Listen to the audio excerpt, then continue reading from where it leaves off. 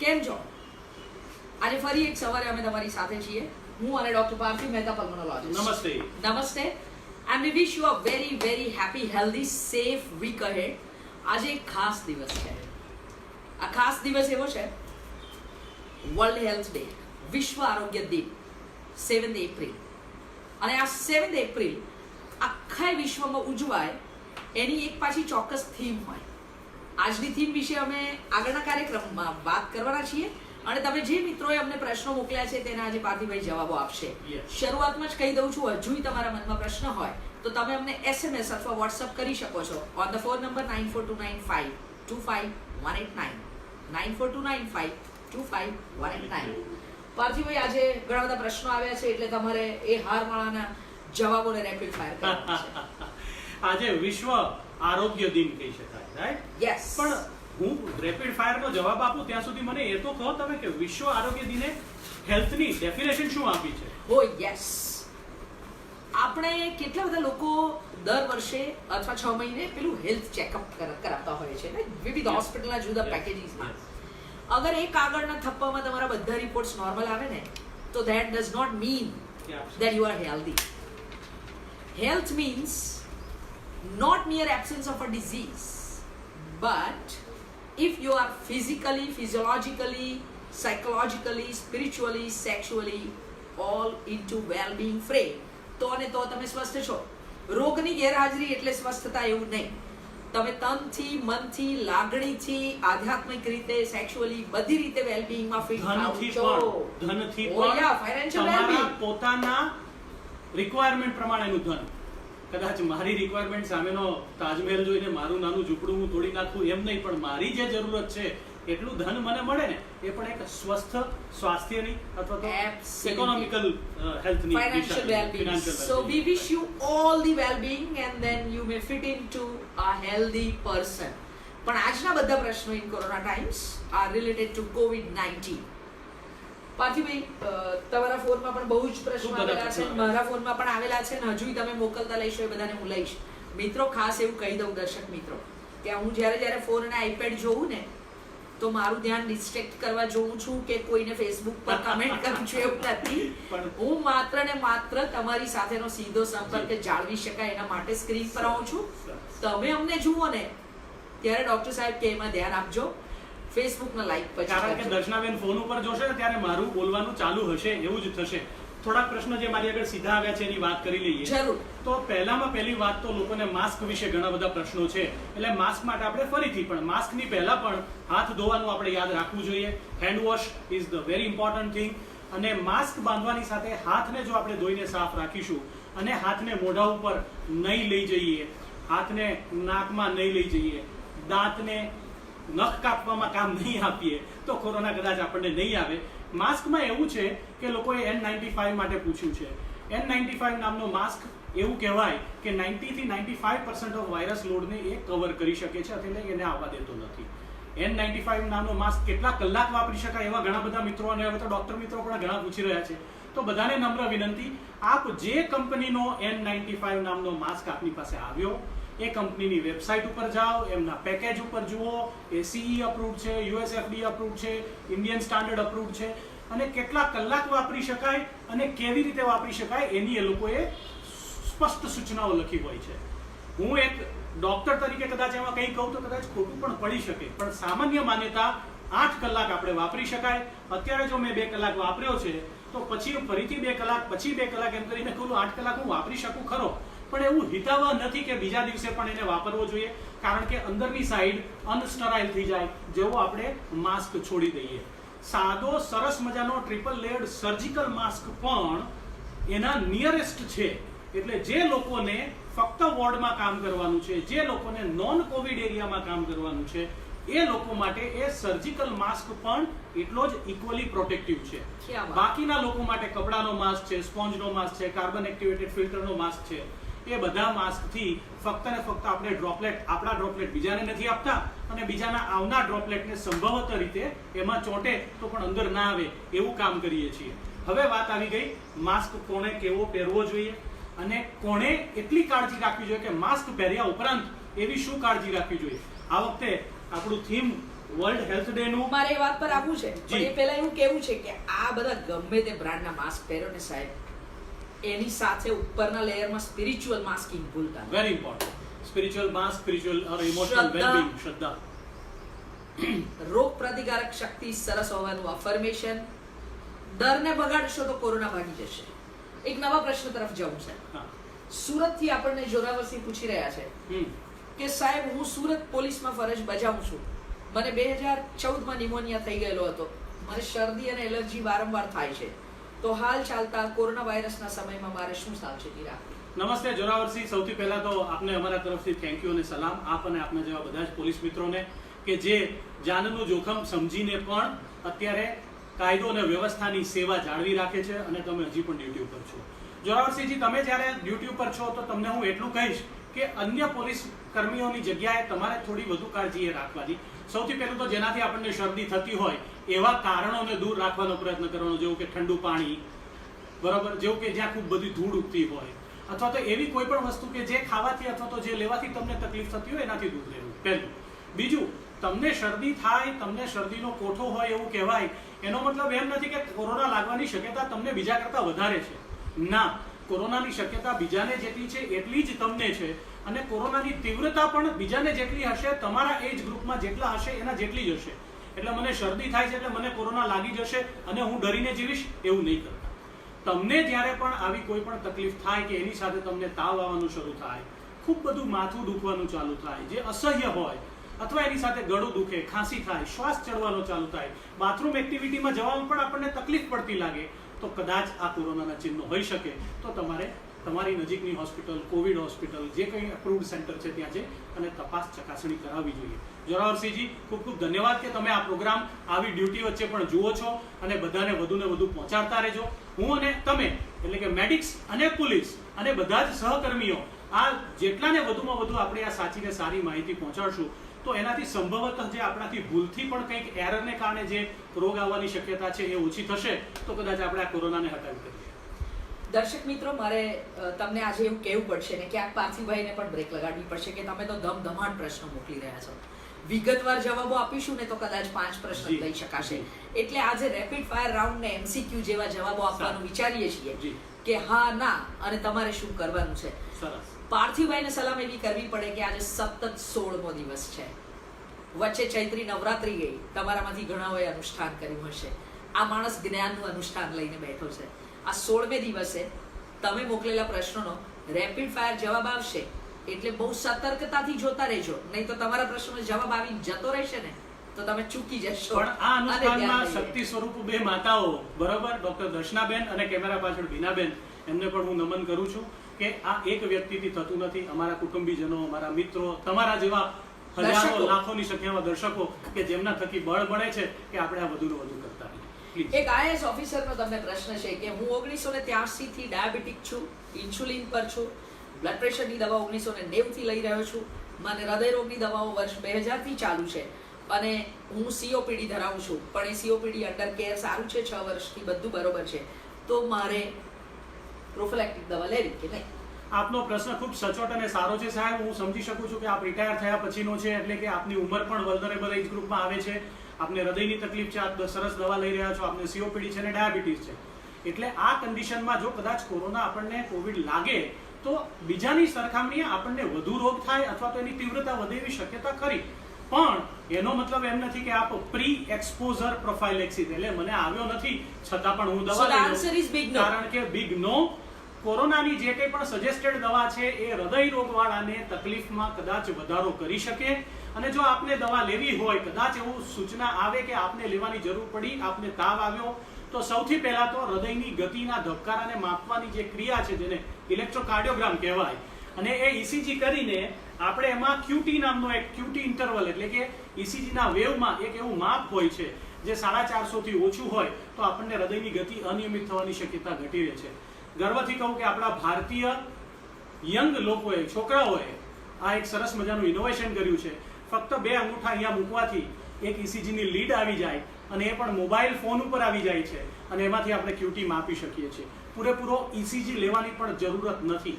પરંતુ આપણી કમનસીબી અત્યારે એ છે કે આ ડિવાઇસ હજી ડોક્ટરો સુધી ગામડે સુધી પહોંચી શક્યું નથી. એટલે જ્યાં પણ ECG થતો હોય અને બધાને સૂચના પણ છે સરકારશ્રીની પણ કે જેને પણ આ દવા આપવાની થાય એમને, અને ખાસ કરીને આપ જે કેટેગરીમાં છો એમને પહેલા ECG લેવાનો, QT માપવાનો અને પછી જેની સેફટી એસ્ટાબ્લિશ કરીને જ દવા આપવાની. પાર્થિવભાઈ, એક ઉમેશ કાપડિયાનો પ્રશ્ન છે કે મેં ક્યાંક એવું આર્ટિકલમાં વાંચ્યું છે કે નોર્મલ કોર્સમાં આપણા ફેફસા 30% જ કેપેસિટીનું કામ કરતા હોય તો આવા સંજોગોમાં ફેફસાની કેપેસિટી વધે એના માટે શું કરવું જોઈએ? મને જ્યાં સુધી ખબર છે ઉમેશ કાપડિયા સાહેબ અમેરિકાથી એમણે આ મેસેજ મોકલ્યો છે, એટલે પહેલા તો એમને ધન્યવાદ કે આપ અમેરિકા રહીને પણ અમને સાચો સાંભળો છો અને પ્રશ્ન પૂછો છો. ફેફસાની કેપેસિટી જે 30% વાળી વાત છે ને, જે લોકો કાર ચલાવે છે ને જેમાં ટેકોમીટર હોય, RPM બતાવતું હોય, એમાં RPM 7,500 સુધી જઈ શકતા હોય. એનો મતલબ એમ નથી કે જ્યારે આપણે એક્સિલેટર દબાવીએ દર વખતે 7,500 RPM થી જ ગાડી ચલાવીએ.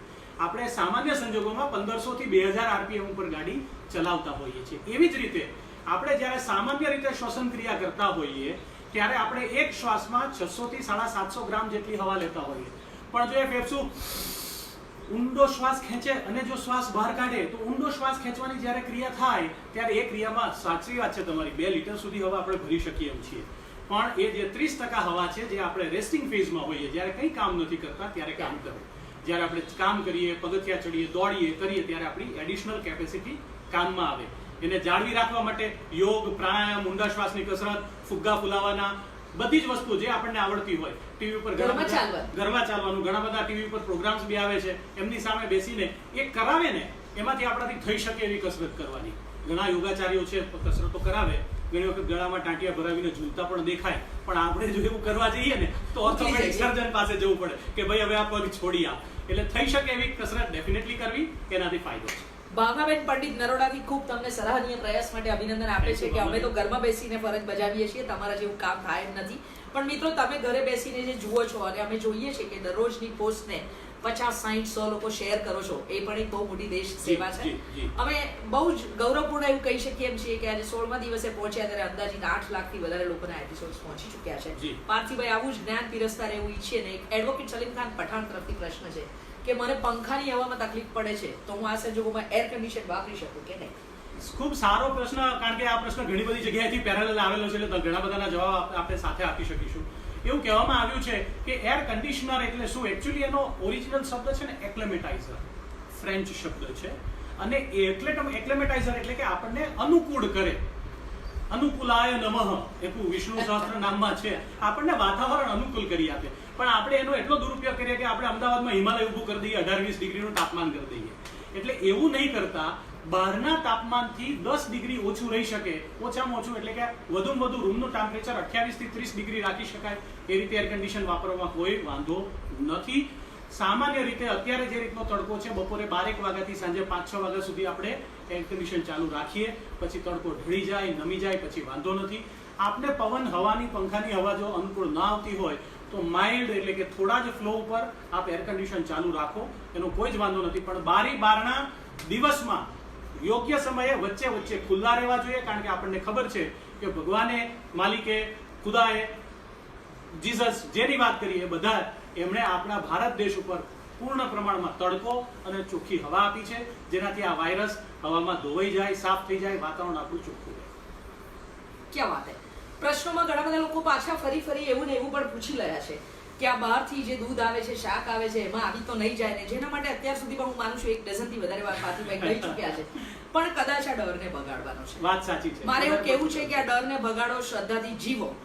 અને સાહેબ એક પ્રશ્ન એવો પણ છે કે આ બધું દીવો પ્રગટાઈએ ને પેલું કાર્બન મોનોક્સાઇડ ડિસ્ટર્બ થાય છે વગેરે વગેરે, તો એ વિશે તમારું એક કોમેન્ટ આવી કે આ ગરમીથી વાયરસ વળશે. ગરમીને અને વાયરસનો કોઈ સંબંધ નથી, પણ એની સાથે દરેક વ્યક્તિની એક આશાનો દીપ પ્રગટાવવાની વાત છે. આપણને એક સિમ્બોલિક, પ્રતિકાત્મક, આપણે સ્થૂળ અને સૂક્ષ્મની વચ્ચેનો જે ભેદ છે ને, આપણને સ્થૂળ જોઈએ તો ખબર પડે કે હા હવે આ કંઈક આવ્યું, એની સાથે એને જોડવાની વાત છે, પ્રતિકાત્મક છે. એમાં કોઈ પ્રકારનું કદાચ સાયન્સ ના પણ હોઈ શકે, એની ડિબેટમાં આપણે પડવું નથી. આ પ્લેટફોર્મ પણ એના માટે નથી. ડોક્ટર વિપુલ ચૌધરીના ખૂબ બધા પ્રશ્નો પણ છે, પણ આજે વિપુલભાઈ અમે તમારી માફી ચાહીશું, કારણ કે આજે મહદઅંશે પ્રશ્નો અમે પ્રજાજોગ લઈ રહ્યા છીએ. ડોક્ટર વાળો એક જુદો વેબિનાર બહુ જ ટૂંક સમયમાં પાર્થિવભાઈ કરવાના છે, પણ છતાં તમારા 2 અગત્યના પ્રશ્નોને અમારે લેવા છે કે સર, ચાઇનીઝ અમેરિકન એડ અને TCM ને એક્યુપંક્ચરના ડેટા એ COVID-19 માટે કેવા હોય એના વિશે કંઈ ખબર હોય તો કહો. અને હા, એવું પાર્થિભાઈ વૈજ્ઞાનિક વાત કરી ને પછી હું પાછી થોડીક ઇમોશનલ વાત કરું. કોઈ પણ રોગ હોય ને 60% રોગ અને 40% એની ઉપરના વિચારો. એ વિચારોની શુદ્ધિ કરવામાં આ બધા ડેટા કામ આવે. આપણે એલોપેથિક સાયન્ટિસ્ટ છીએ. એલોપેથીની વાત કરીએ, યોગાની વાત કરીએ, આયુર્વેદની વાત કરીએ, હોમિયોપેથીની વાત કરીએ, યુનાનીની વાત કરીએ, કોઈ પણ પ્રકારની પથીની વાત કરીએ તો દરેક સાયન્સનું પોતાનું લિમિટેશન છે અને દરેક સાયન્સનું પોતાનું વર્ચ્યુ એટલે કે એનું મૂલ્ય છે.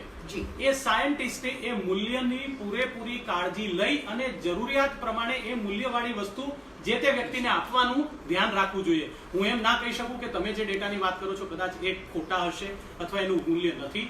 એનું મૂલ્ય શું છે એ મૂલ્યનું જાણનાર નાણનાર ઝવેરી જે હોય એ જ કહી શકે. પણ આપણે જો એ ન જાણતા હોઈએ ને તો એટલું કહેવાય કે હા, પ્રયત્ન કરવામાં કંઈ ખોટું નથી, પણ આપણા શરીરની ક્ષમતા જાણીને આપણે એ બધા પ્રયત્ન કરીએ. હું અહીંયા એટલું ઉમેરીશ પાર્થિભાઈ કે can't we think about creating an energy of synergy, કે જે જ્યાંથી જેટલું સારું છે એની પ્રેક્ટિસ કરવામાં જો કઈ દેખીતું નુકસાન નથી તો તમતાર કરે રાખો. બરાબર છે. જેમ પાર્થિભાઈ સરસ વાત કરી કે કસરત કરો, ઘરમાં કરો, ટીવી પર જોઈને યોગાચાર્ય બતાવે કરો, પણ તમે કરી શકો તે કરો. આપણે ઘણીવાર વાતે ચડીને પોતાની જાતને ખેંચી નાખીએ ને એમાં બધી ગરબડો. દર્શાબેન, એક સરસ પ્રશ્ન મારે બહુ આવે છે, કદાચ તમારી સુધી પહોંચ્યો ને. આઇવરમેક્ટિન નામની દવા. હવે આ આઇવરમેક્ટિનની વાત કરીએ તો એ છે ને એક હેલ્મિન્થ્સ એટલે કે એક પ્રકારના કૃમિ અથવા તો એક પ્રકારના આંતરડાની અંદર થતા કીડા વત્તા એ માથામાં પડેલી જૂ મારવામાં પણ એનું વપરાય છે. એવા વપરાશો આવેલા છે ભૂતકાળમાં અને એ એક પ્રૂવન દવા છે. ઓસ્ટ્રેલિયામાંથી કોઈ સરસ રિસર્ચ સાયન્ટિસ્ટે એવું લખ્યું ડોક્ટરે કે અમે આના પ્રયત્ન કરીએ છીએ અને એનાથી એવું લાગે છે કે 24 થી 48 કલાકમાં આ વાયરસ મરી જાય છે. હજી એની ઉપર વિચારણા છે, હજી એના પ્રયોગાત્મક પગલાં લેવાઈ રહ્યા છે. આપણી આગળ એ આવ્યું એટલે એનો ઢોલ પીટીને બધાએ ખરીદવા જવાની જરૂર નથી, ઘરમાં ભરી રાખવાની જરૂર નથી અને એની પણ સાઈડ ઇફેક્ટ તો હશે જ અને હોય જ, કારણ કે એ કોઈ પણ જે વસ્તુની ઇફેક્ટ હોય ને એની સાઈડ ઇફેક્ટ હોય. અમે એવું કહીએ કે to be effective you have to have a calculation of probable side effect. પણ એ સાઈડ ઇફેક્ટ કરતા ઇફેક્ટનો ફાયદો વધારે હોય ત્યારે જ તમને એ દવા અથવા તમને એ ક્રિયા કરાવવામાં આવે.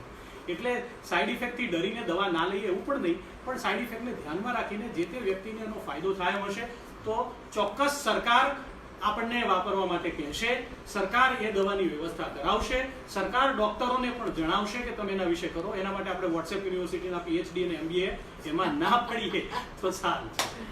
એટલે આ વાત સાથે મને એવું યાદ આવે કે આપણે ગુલાબ લઈએ તો કાંટો તો આવે, એ કાંટો કાઢતા આવડવું જોઈએ. એટલે અગત્યની વાત એ છે કે બીજો પ્રશ્ન એવો છે કે જે લોકોને ઓલરેડી ફેફસાની તકલીફ છે, એસ્થમા છે, જે લોકો કદાચ નેબ્યુલાઇઝર અથવા તો ઇન્હેલર કે રોટાહેલર વાપરી રહ્યા છે, એ લોકોને શું આ થવાની શક્યતાઓ વધારે હોય? એરોઝોલ ફોર્મેશન એટલે કે જે નેબ્યુલાઇઝર વાપરી રહ્યા છે, જો એ નેબ્યુલાઇઝર એકની સાથે બીજી સાથે ત્રીજી વ્યક્તિ સાથે વપરાય તો એમાંથી એક તો ચેપ ટ્રાન્સફર થઈ શકે. બીજું, ઘરમાં ને ઘરમાં રહીને જો તમે રેગ્યુલર નેબ્યુલાઇઝર થેરાપી લેતા હશો તો એ બંધ કરવાની જરૂર નથી, પરંતુ એનું પણ સબસ્ટિટ્યુશન નેબ્યુલાઇઝરની જગ્યાએ મીટર ડોઝ ઇન્હેલર એટલે કે પંપ આવે પણ બધા પંપ ન વાપરી શકે એટલે એની આગળ પ્લાસ્ટિકનું એક ભૂંગળું લગાડવાનું આવે ને સ્પેસર ડિવાઇસ કહેવાય. એનાથી પણ ઉપર સરસ મજાનું એક ભારતીય ઇન્વેન્શન છે, એ દમની દવા, અસ્થમાની દવાનો એક સ્ટીકર એટલે કે પેચ આવે છે જે ચામડી ઉપર હું લગાડી દઉં, 24 કલાક સુધી એ પેચમાંથી ધીરે ધીરે દમની દવા મારા શરીરમાં આવે. એને ટોલ્બ્યુટરોલ નામની દવા છે. 0.5 મિલીગ્રામ, 1 મિલીગ્રામ અને 2 મિલીગ્રામના ડિફરન્ટ જુદા જુદા ડોઝના પેચીસ મળે છે. ગઈકાલે અમે આ જ મુદ્દાની ચર્ચા ગુજરાત સરકારની બધી જ હોસ્પિટલો જે કોવિડની સારવાર કરે છે એના નિષ્ણાતો સાથે જ્યારે કરીએ, અમે રોજ 12:30 વાગ્યાથી આ બધી ચર્ચાઓ ચાલતી હોય છે, લાઈવ વિડીયો કોન્ફરન્સિંગ બધાની થતી હોય છે, એમાં બધા મુદ્દાઓ ચર્ચાય છે. ત્યાં પણ આ ચર્ચા થઈ. આપને પણ કહું છું કે એ સરસ મજાનો પેચ છે, જે તે તમારા ડોક્ટરને પૂછીને એ પેચની વ્યવસ્થા જો કરવી હોય તો કરી શકાય. પણ જેને કોવિડ થયો છે એના માટે સબસ્ટિટ્યુટ વાપરવાની જરૂર છે, બધાએ અત્યારથી પેચ લેવાની જરૂર નથી. આ પેચની વાત આવીને તો પાછું એવો પણ એક પ્રશ્ન છે કે આ બધી નવી જે તે દવાઓ શોધાય અથવા તો આવે અને આવા મોડ ઓફ એડમિનિસ્ટ્રેશન જુદા હોય, એ પરદેશમાં અસર કરે એટલી જ ભારતીય કંપનીમાંથી અસર કરે અને આપણા દર્દીઓ વાપરી શકે? એક તો સૌથી પહેલો વિશ્વાસ. જેમ આપણા શ્વાસ માટે આપણો વિશ્વાસ છે ને, એવી રીતે જે દવા લઈએ ને, આ દવા મને સારી અસર કરશે એવા વિશ્વાસથી લઈશું ને તો એ દવા ચોક્કસ અસર કરશે. પણ જ્યારે આપણે જાતનું જ શંકામાં મૂકીએ ને ત્યારે જે શંકાની વાત આવે ને ત્યાં એનો રસ્તો આપણને પૂરતો દેખાય ને બધું ધૂંધળું દેખાય. જે દવા તમે જે લો, અને આપણે ભારત દેશ તો જેનેરિક દવાઓનો દેશ છે. ઘણા બધા લોકોને પરવડે એવી દવાઓ બનાવવા માટે સરકારે પણ જેનેરિક દવાઓ માટેના ઓપનિંગ્સ કર્યા છે. આપણે એ મુદ્દે ચર્ચા અત્યારે ક્વોલિટી વિશે ના કરીએ, પણ જે કંઈ દવા લઈએ એ સારી અસર કરશે જ, એ માન્યતા સાથે દવા લઈ શકાય. જો આપણે દવાની ધારી અસર ન દેખાતી હોય તો આપના ડૉક્ટરની સાથે વાત કરો. એ ડૉક્ટર તમારી, એ ભલે તમને બીજાની સરખામણીમાં ઓછી લાગતી હોય, કદાચ એને બ્રાન્ડ બી, તો બી બ્રાન્ડ જે તમને પરવડે છે એ લો છો, એનો વધારાનો ડોઝ તમારા ડૉક્ટર લખી આપે તો લઈ શકાય. પણ એ મુદ્દે એવી શંકા નહીં કરતા કે પરદેશની દવા સારી ને ભારતની દવા ખોટી. ભારત આપણો દેશ છે અને આપણે એના ઉપર ગર્વ કરીને અહીંથી મળતી જે દવાઓ એ વાપરીએ તો વધુ સારું. આજે આ ગર્વ પર મારે બીજી પણ એક વાત કહેવી છે કે ગઈકાલે અમે આ પોસ્ટર સાથે એપિસોડ પૂરો કરેલો. જી. આ બ્લુ સ્ટાર છે ને, that suggest police and red cross is four doctors. આ રંગોની પણ કેવી મજા હોય.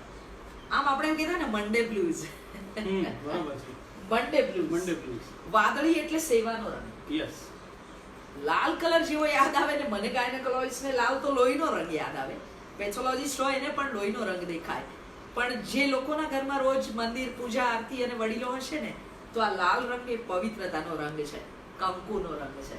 આ જે મિત્રો અત્યારે ફ્લોર ઉપર મેડિક્સ એન્ડ પેરામેડિક્સ કામ કરી રહ્યા છે ને, એ પવિત્ર હૃદયથી કોઈનો જીવ બચાવવા વાળી એક જબરજસ્ત કમિટમેન્ટથી કામ કરી રહ્યા છીએ.